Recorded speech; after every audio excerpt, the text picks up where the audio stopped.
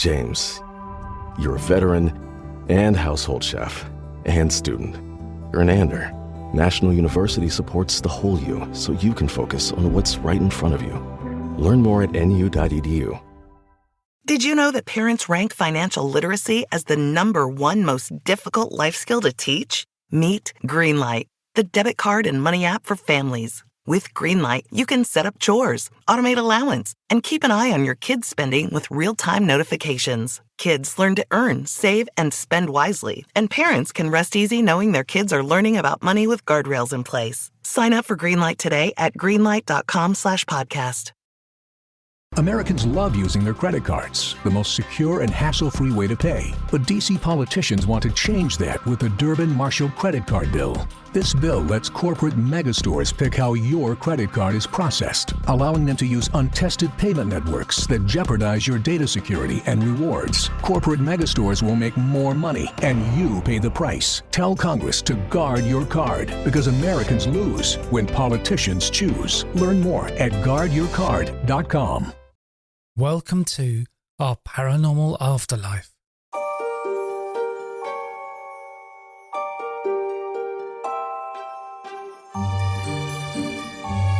This is our paranormal afterlife, and I'm your host Simon Bown.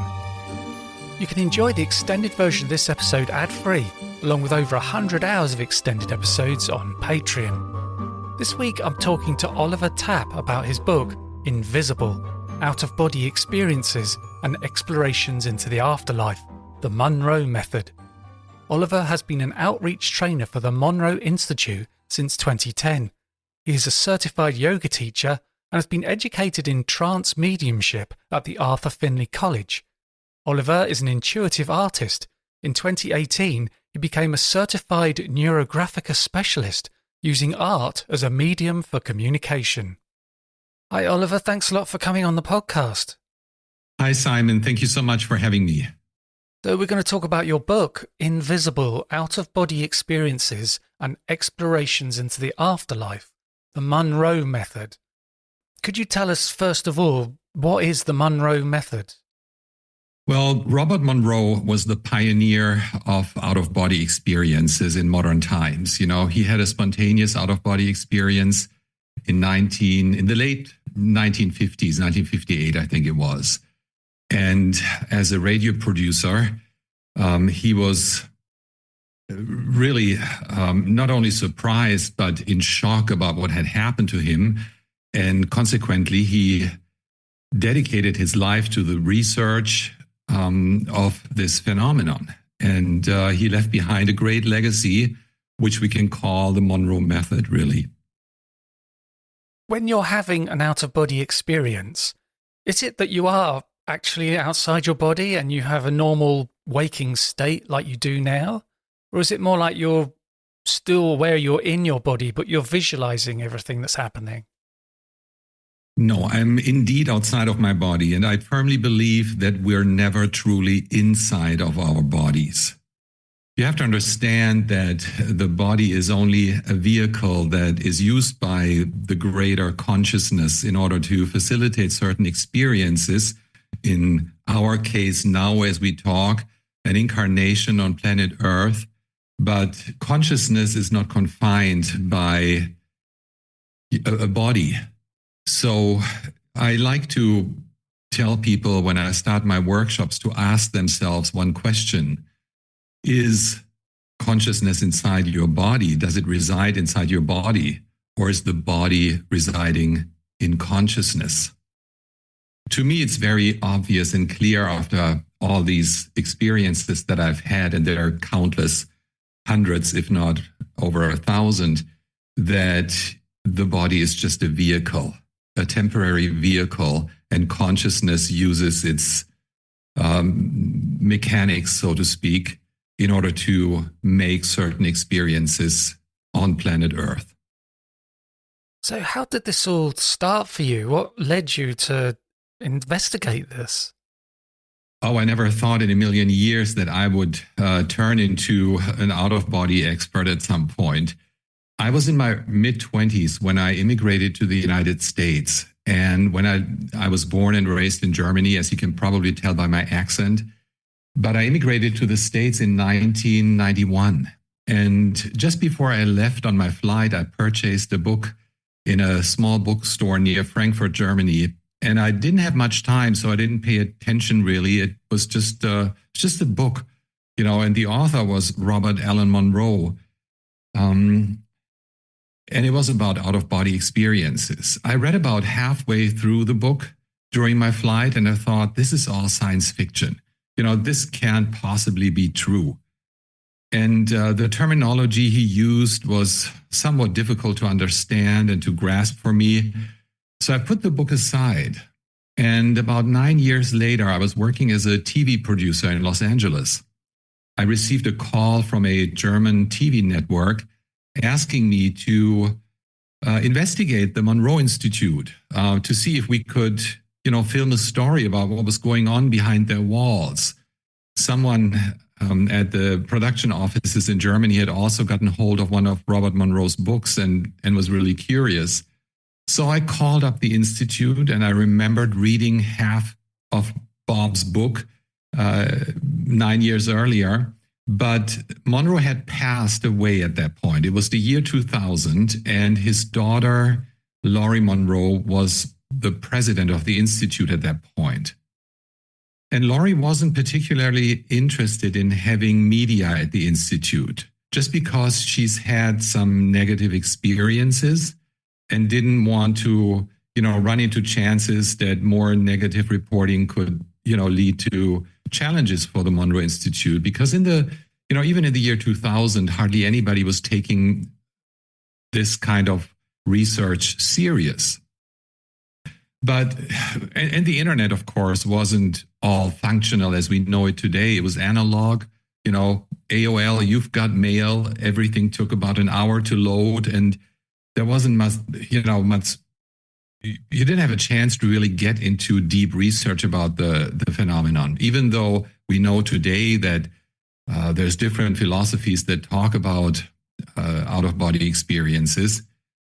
But Monroe had to do it all by himself. And Laurie explained to me that if I would bring a camera team to the Institute, it wouldn't do anybody good because, what they do there and what they experience cannot be shot by a camera because it's, outside of your physical realm. And so I had to tell the network that we weren't going to be able to produce a story about the Institute, but I was so intrigued that I pulled out this old book again and read through it this time all the way.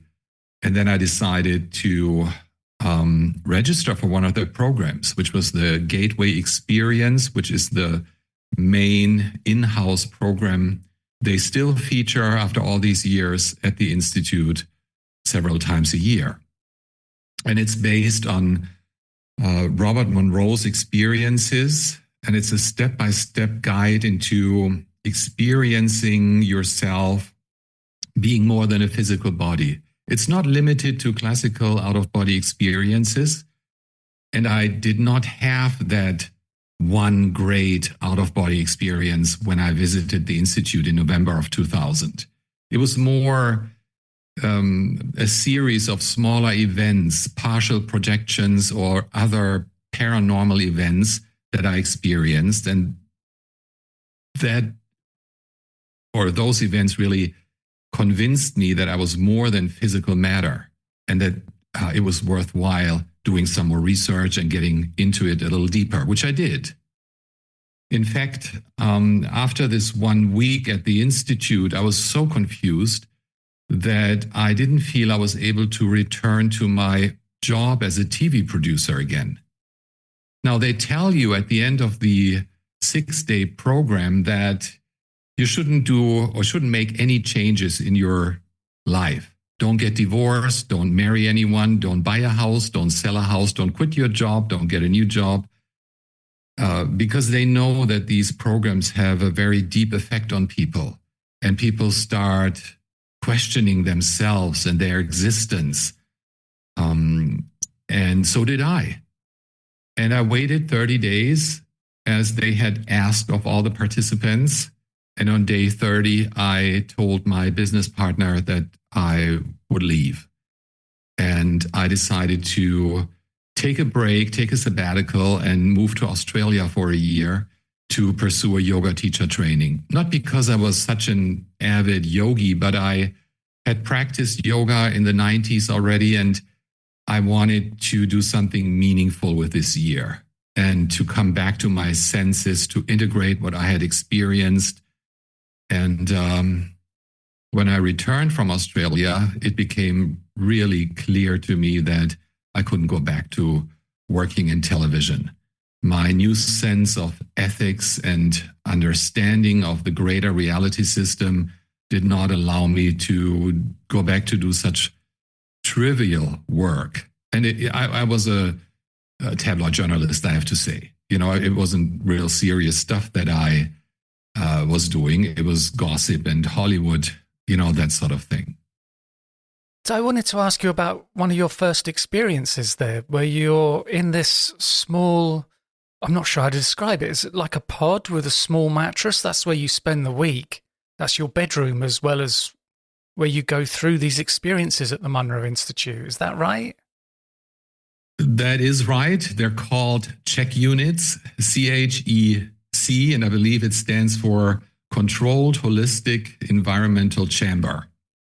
And it's a term that Monroe made up when he was still alive. And it's a wooden structure inside of a bedroom, and each bedroom features two of these wooden structures. They're just about 2 meters in length and maybe a meter wide.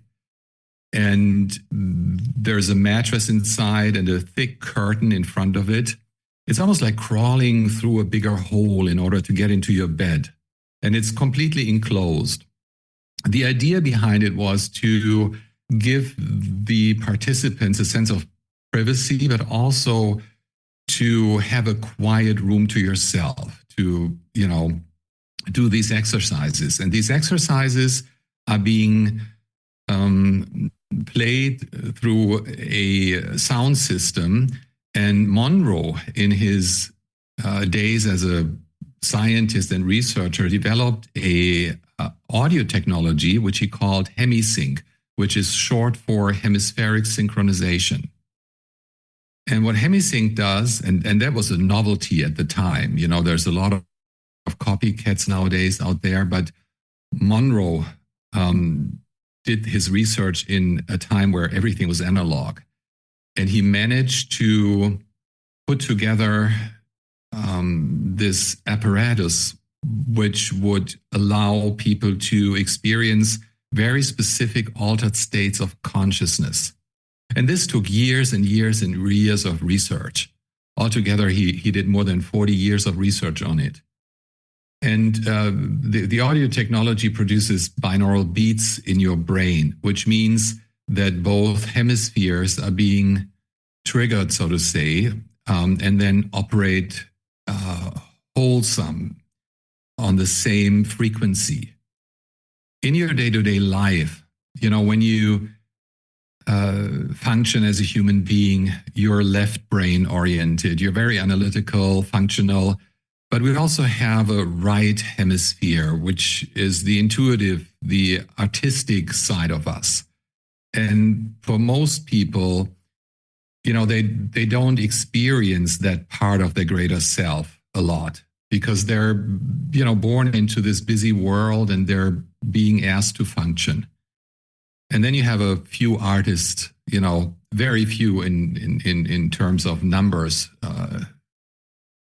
but they have a greater access to their right brain hemisphere.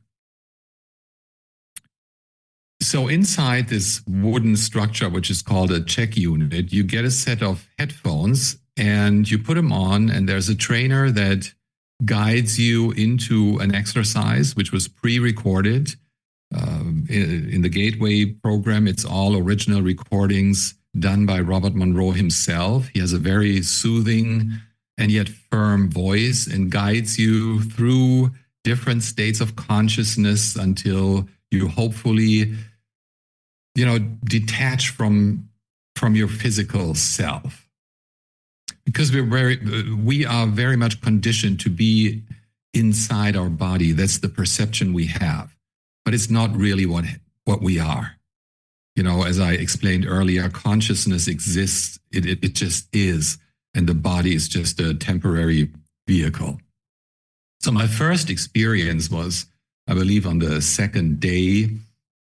There were 24 participants, which I hadn't really all met. I was very overwhelmed by this whole scenario, and I was nervous, as you can imagine, because I didn't know what to expect.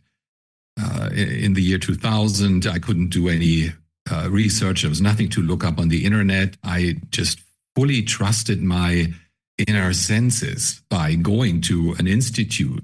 I could have been brainwashed. I didn't know. But I quickly learned and felt that it's a very safe place to be, and that the trainers were excellent in guiding the participants into these exercises. And there was no question that remained unanswered. Inside this check unit, you're by yourself, and you listen to these audio recordings. And the binaural beats, what they do is it takes about 5 to 6 minutes after they are being introduced to facilitate an altered state of consciousness.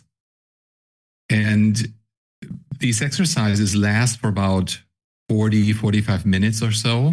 And then you're slowly being taken back into full waking consciousness. And my first experience was that I thought I was fully awake after an exercise, and I tried to reach for the light switch, which was unfortunately very high up on the wooden wall inside of the check unit. And I really had to stretch out my right arm in order to reach that light switch. And as I did that, and I felt the light switch for like just a split second, and then I felt my hand and my arm move all the way through this wooden wall. And within a matter of a second or 2 seconds, I was able to experience the inside of that wall with my hand, all the wires, the dust, the building materials, the wood.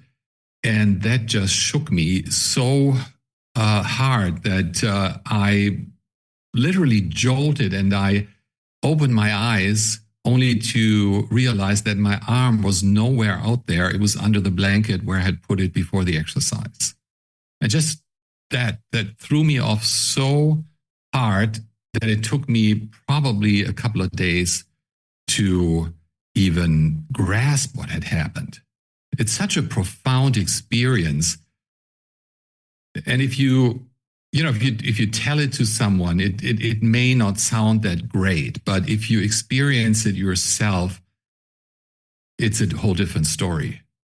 And that was just the beginning. I quickly wanted to add, because I'm talking about this audio technology called, at the time it was called Hemisync. Today, the Monroe Institute is working with more than that. They call it Monroe Sound Science, because they've added components to that technology. But originally, it was a very straightforward binaural beat technology. And the way binaural beats work is when you introduce a certain frequency, let's say 100 hertz frequency into your left ear, and a slightly different frequency into the right ear, let's say 104 hertz, you have a difference of about 4 hertz, or exactly 4 hertz in this case. And that the brain is realizing that there's something off, and this is just a simplified version. There's a third silent tone that will build inside your brain.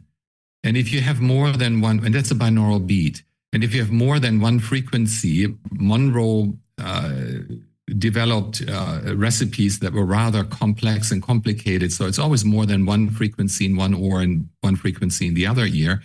But when these silent tones start working together inside the brain, they produce a sort of silent symphony. And that will then trigger the brain to work as in a whole state. And you will have access to perceptions that you don't usually have in your waking consciousness. Is this HemiSync available? Like, could you get what Monroe has developed? Oh, absolutely. Is it something you could use every day, perhaps when you're meditating, or is it quite powerful and you shouldn't do it as often? Well, no, you can do it as often as you like. The challenge is, to use it properly. And I teach a lot of workshops that involve the Monroe Sound Science or HemiSync, and people don't really know what to look for. They buy a bunch of tapes or MP3s and download them from the internet, and then they go and meditate, and they feel that stuff is happening, but it's best to have some guidance. And it doesn't necessarily have to be a full residential program at the Monroe Institute. They have worldwide trainers, so-called outreach trainers, much like myself, that teach several short weekend programs where you can get a taste and you learn, how to properly use the technology. But it's widely available. HemiSync has its own website, and the Monroe Institute is also selling audio recordings. It's just that a lot of people don't really know how to work with those recordings properly. And as you're an outreach trainer, can people book sessions with you? Do you do it over Zoom? Yes, we have online workshops, but I also do in-person workshops, mainly in Germany, because that's where I fly from Los Angeles to Germany about 4 or 5 times a year to do workshops because the demand is so high and we only have a couple of trainers here. But there's a brilliant trainer up in Great Britain, in England, and Luigi, and he's conducting a bunch of programs every year, residential as well as online programs. So when you talked earlier about how your arm went through the wall and it was a real shock and it took you time to process that. But you were at the Monroe Institute, so did you have to do and then another session in the afternoon or another session the next day? Oh, yeah. You do 4 to 5 sessions a day. Oh. So it's rather intense. And it really changes how your brain works, essentially. It's a brain entrainment method, and it has lasting effects. And if you keep using these audio recordings, these effects will never go away. So your heightened perceptions and the development of your inner senses or clear sentience will keep going on. And it's really helpful depending on what line of work you do. It's highly integratable and beneficial. It's almost magical. After this week, as I said, I couldn't go back to my normal job because it was such profound. It was such a profound week and life-changing experience.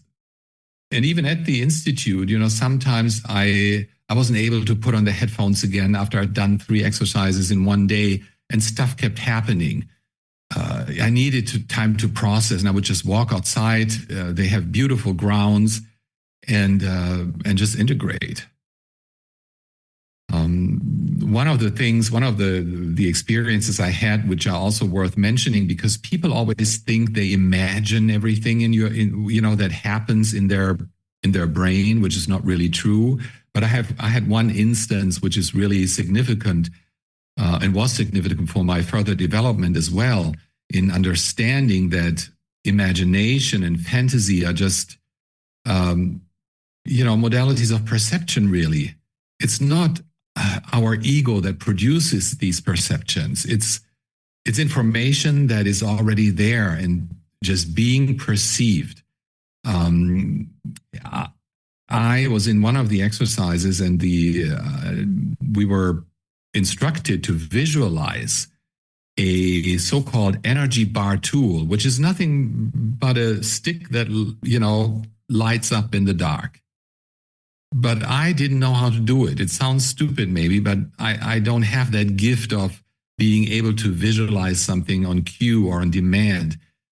So I was struggling with that. About halfway through the exercise, I was so frustrated that I felt that I wasn't even really in a deep meditation anymore, because my my brain had started to, process and think, which you're not supposed to do during a meditation, when all of a sudden I perceived the image of a beautiful woman with long curly brown hair, just much like an angel type figure, except that she wasn't wearing like a white angelic gown, but just probably jeans and t-shirt.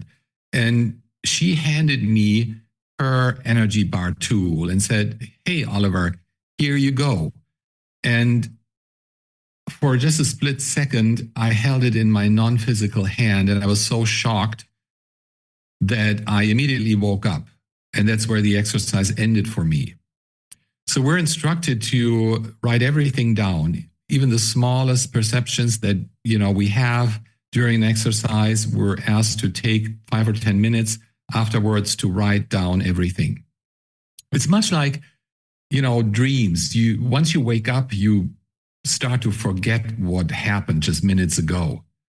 And then it becomes a just vague sort of memory at some point where, that doesn't really make sense anymore. So, but if you start writing things down immediately, it helps to get a bigger picture, especially if you spend a few days doing this stuff, because you can go back through your notes and put a puzzle together. But after that particular exercise, we went to a room called the white carpet room at the Institute. It's the debriefing room. So before each exercise and after each exercise, there is a meeting that takes place. And the debriefing allows people to share what they've experienced or not experienced, or the questions they have. And I was sitting in the very front because I came in late.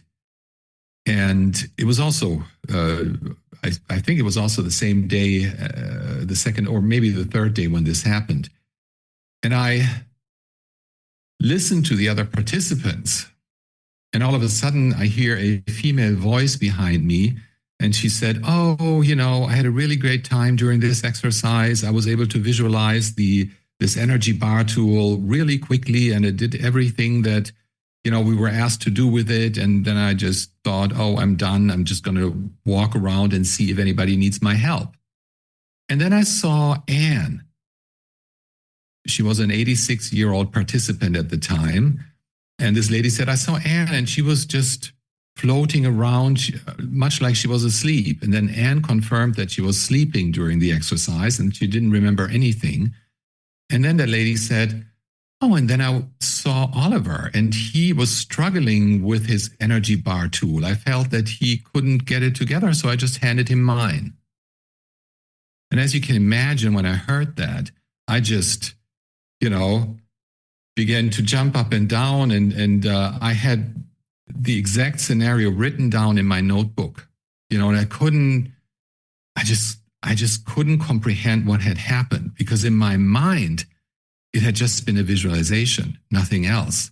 But obviously, this lady had an out-of-body experience, and she had floated into my check unit and had handed me this non-physical thing called an energy bar tool, and I perceived it somehow.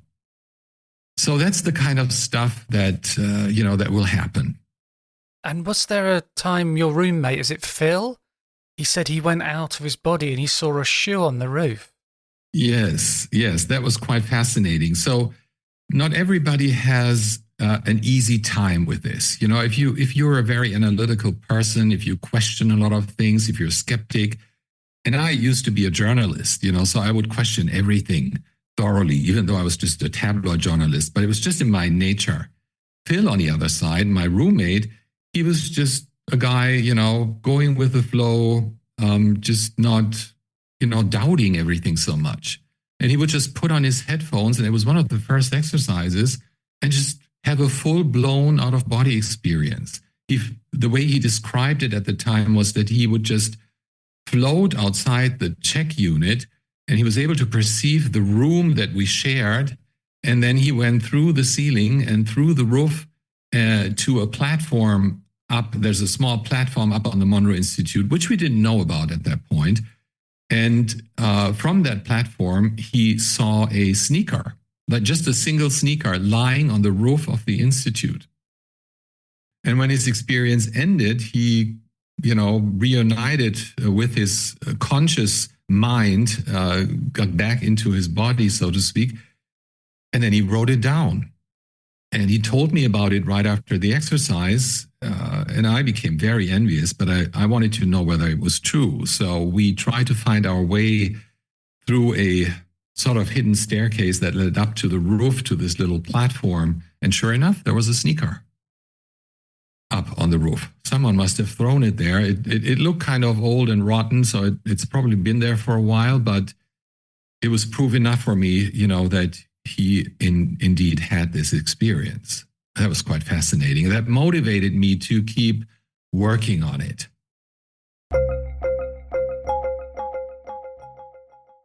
Have you ever wondered what happens after we die? In my new book, Verified Near-Death Experiences, Proof of an Afterlife, I share 30 incredible stories of people who were clinically dead, some with no heartbeat, no brain activity, yet returned with knowledge that was later verified. These accounts challenge everything we think we know about consciousness and the afterlife. It's available now as an ebook, paperback, and audiobook on Amazon, Barnes & Noble, and other good bookshops. Again, it's called Verified Near-Death Experiences, Proof of an Afterlife, and I hope you check it out. So part of the title of your book is Explorations into the Afterlife. So what was the first thing you experienced that you would say might have been an exploration into the afterlife? So after the Gateway program, they have different programs that you can take depending on what your interests are. There's programs that work with your inner guidance, or programs that about manifestation and the law of attraction, programs about healing stuff. But also there's one branch that especially Monroe was interested in after his wife had become ill. She was diagnosed with a cancer at the time. So he went out to explore what we call the afterlife.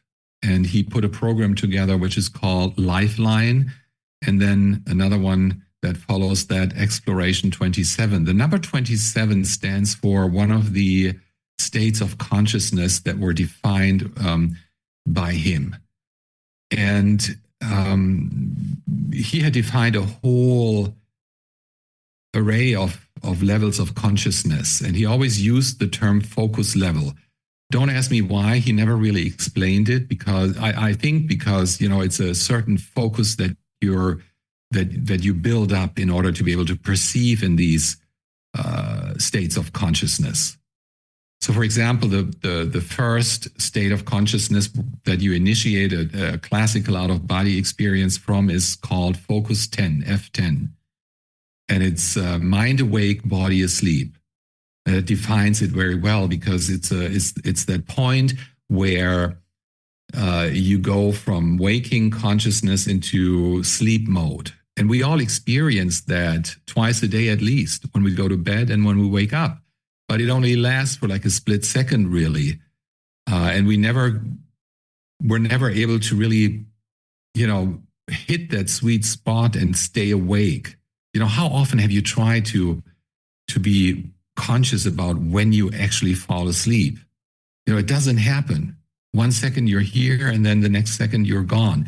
And this Focus 10 state allows you to balance that very narrow bridge between wakefulness and sleep. Then you have Focus 12, which is the state of expanded awareness, which feels completely different from Focus 10. Then there's Focus 15, the state of no time, and so on and so on. Eventually you hit a point where you get into the realms of the afterlife, and that starts at about focus level 21, really. And it goes up to 27. 27 is what Monroe calls the park.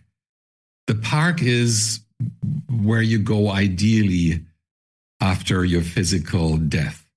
You have a bunch of spirit guides, if you want to call them that will take you there if everything goes well. And I'm saying that very consciously, because we have a lot of people on our planet that deal with certain psychological issues or drug issues, alcoholism and stuff like that, they might not be able to jump from here into the park straight away. They might, linger in one of the in-between states until they wake up. But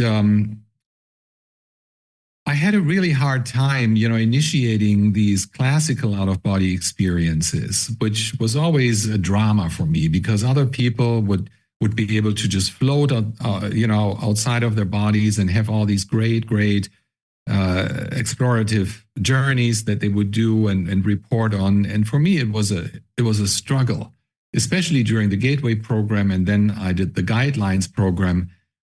But when I came to the Lifeline program, which was designed by Monroe and Elizabeth Kubler-Ross, she was a very well-known near-death experience researcher, and she had been at the Institute and also experienced the out-of-body state, and had this idea that Monroe should put together a program that allows people to experience the process of dying, really, but also to help those soul fragments that have not passed on to the park straight away, to help them out, to facilitate their return to the mothership, so to say.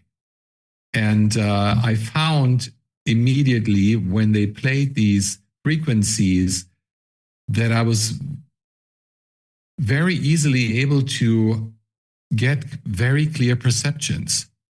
But it was a different type of experience. It wasn't like a classical out-of-body experience where you really have the sense of separation, which is an illusion anyways, I explained, but that's what I wanted, what my ego wanted, and what most people's ego wants. But what really happens, and Monroe developed a term for that, is you're phasing from one state of consciousness into another state of consciousness. Or as the physicist Thomas Campbell would put it, you're detaching from the data stream of one reality system and you're attaching to the data stream of a different reality system. And that can or may not come with the experience of being truly outside of your body. It's very individual. So, as I mentioned, I found that my access to those realms of the afterlife were so much easier than the out-of-body experience that we talk about when we float about our own room or the landscape on Earth. And I found that quite fascinating because I was able to bring back verifiable information. And that just blew my mind. And my first soul retrieval was in the year, I believe it was 2004. And that's one of the things you do. You retrieve those soul aspects that have, I don't want to say they have gotten lost, although some of them have gotten lost. You help guiding them to the park. And the way it works is you set a clear intention and ask your guides to take you to a place where you can be of assistance that is suitable for you and for the person that needs assistance. Or sometimes it's a group of people. And I was being led to the apartment of a woman, and it appeared to me not in color, but in sepia tones, which I found very odd. And I perceived an old lady standing at her kitchen counter at the stove and preparing some kind of a soup or stew. And as she was, working on her stew, I felt that she had passed on quite a while ago and wasn't aware of it.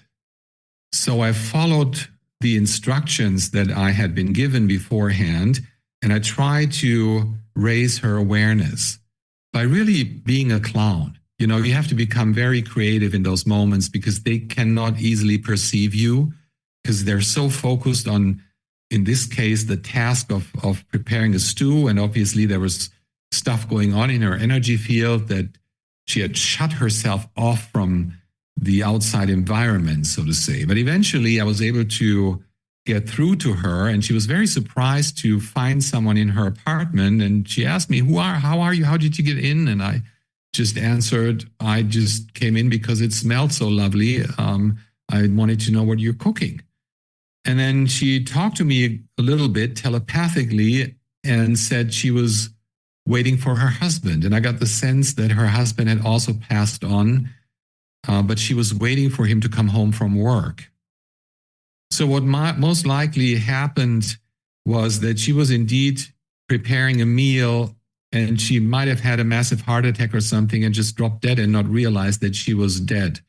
And out of her sense of duty, she kept waiting for her husband and preparing a meal for him, as she had probably done hundreds of times. And that's where she got stuck. And what happened then was I was asked to retrieve information. You know, sometimes you get to a point where this information can be verifiable.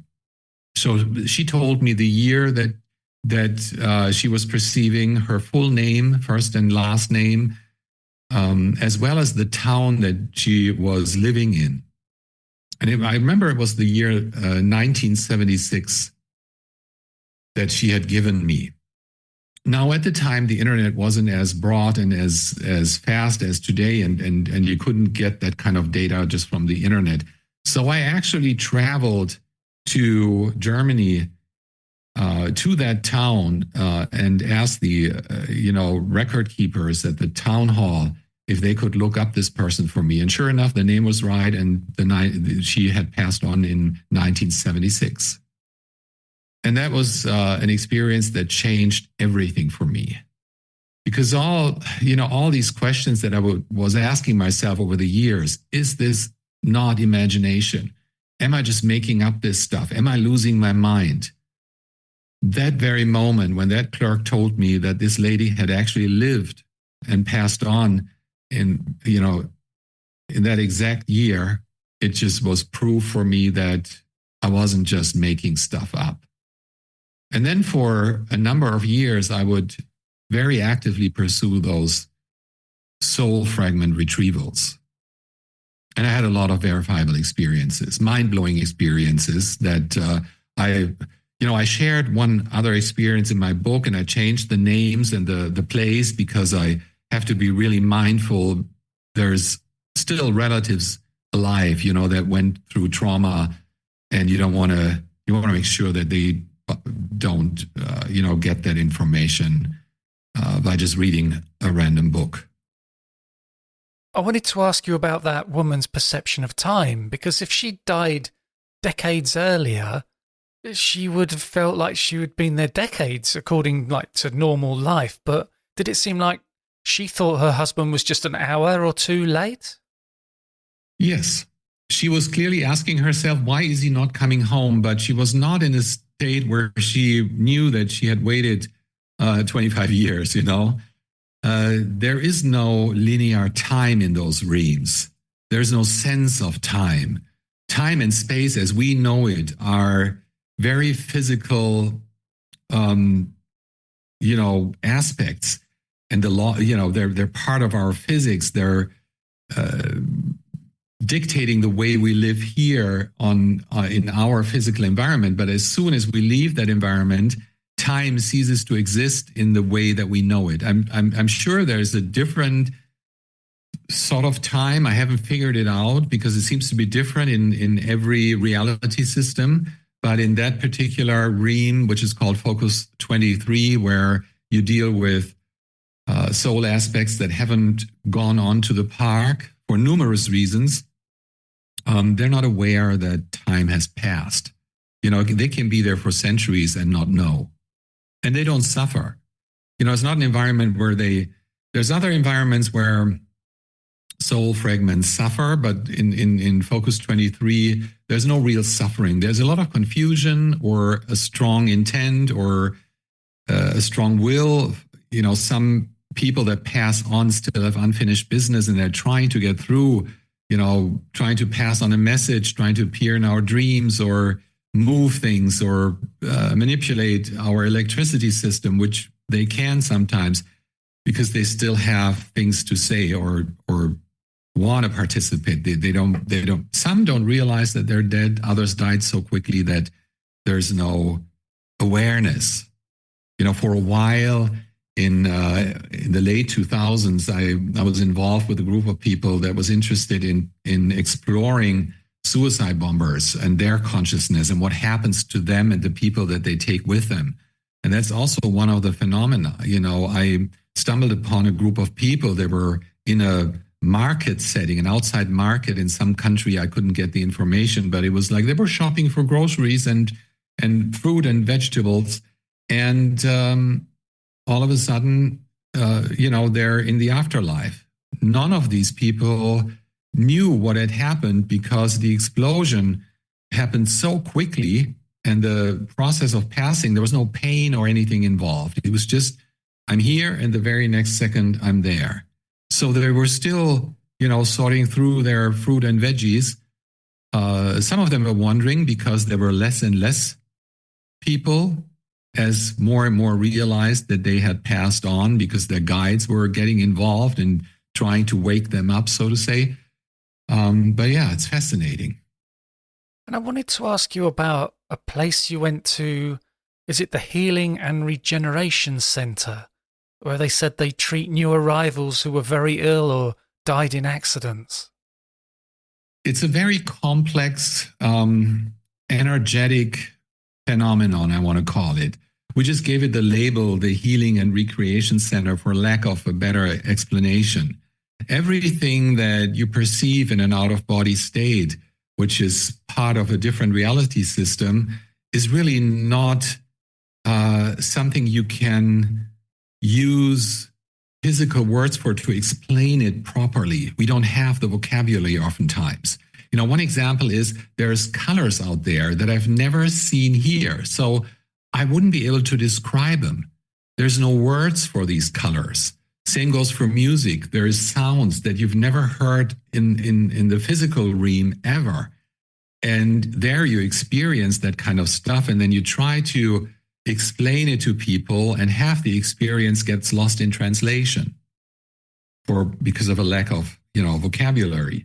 And the same goes for the Healing and Recreational Center. My understanding is that a lot of soul aspects that are going home are being treated there because they died with that expectation, or with the awareness that they are ill. For example, someone who had a slow passing due to a years-long cancer diagnosis, maybe, had built up a certain expectation in their mind. I'm sick, I'm suffering, and there is there's always that hope of getting better. And once they pass, they will be treated until they realize it's no longer necessary. It's more of a situation where they receive energetic treatments to wake up, to balance and to perceive comfort. At the same time, I understand that there is research departments that are also part of this healing complex, where they do very advanced research before they inspire great minds in the physical realm that are then called inventors, because they help to manifest it here. So all the technological developments that we experience here have their root somewhere in a different reality system. And some random person gets inspired, or it may be part of their soul's journey or soul's plan, that they get inspired at some point, and then they develop something new, some kind of technology. And I've spent quite a bit of time in that healing and recreational environment, and I've spoken telepathically to a lot of people that work as doctors there, as well as to the patients. And one thing I don't understand really is that when I travel there, when I set the intention, the building itself is different every time. Sometimes it appears as a hospital. Sometimes it's more like a wooden hut. Sometimes it's I don't know. It can be the oddest thing from the outside, and I always get confused until I remember within that experience, it's always different. So I try to find an entryway, knowing that my intention had brought me there. And once I step into the inside, it's always the same. And then I know my way around. And very interesting. Also, you say in the book that your path to establishing communication with your spirit guides was rather tumultuous. So what happened with that? I don't know. I think it's my strong mind, my doubting mind that got in the way for many years. I couldn't let go of this inner skeptic. Although I do think it's very healthy to have a skeptic, but a doubter is not helpful. Someone that really nags all the time and tells you, oh, you're just making this stuff up. And that's what was happening to me. Maybe it's my German upbringing that keeps me questioning everything, over and over until I'm finally able to accept the things as they are. But on my search for spirit guides, I was highly disappointed for a number of years because I experienced that other participants in the courses that I took, would meet with their spirit guides, have these great conversations, and knew exactly how to work with them. And it just didn't happen for me. There was a point even where I thought I don't have spirit guides. Now I know, that there was also value in that path that I walked. I wouldn't be able to teach these things if it had come easy to me. And that was probably part of the game, I would assume. But it took me a good 10 years or so to really find that connection. But once this connection is found, it's a gift. It's a true gift. Because no matter what happens to you in life, you're not alone. You're never alone. And they've become my greatest resource by now. I won't make any bigger decisions without consulting with, I call them my spirit team, because they've never showed themselves to me in person. And when they do, it happens very randomly, but then they tell me exactly why they choose to appear this way. There's usually a clear message behind that, but they're telling me they're energetic beings. They don't have a body, and they don't have names. So I just call them my team. They can make up a name, and throw it to you if you're willing to accept it. A lot of people are. I wasn't. That was my problem. And looking back, if they had shown themselves to me like, as an old guy with a white beard and a name such as Noah, maybe, my doubter would have never allowed me to accept that. My mind was too strong.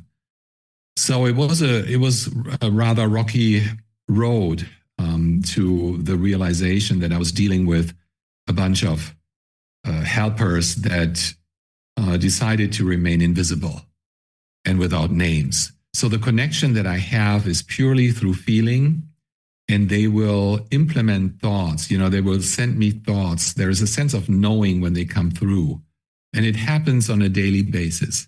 It's not that they, guide every step in my life. Absolutely not.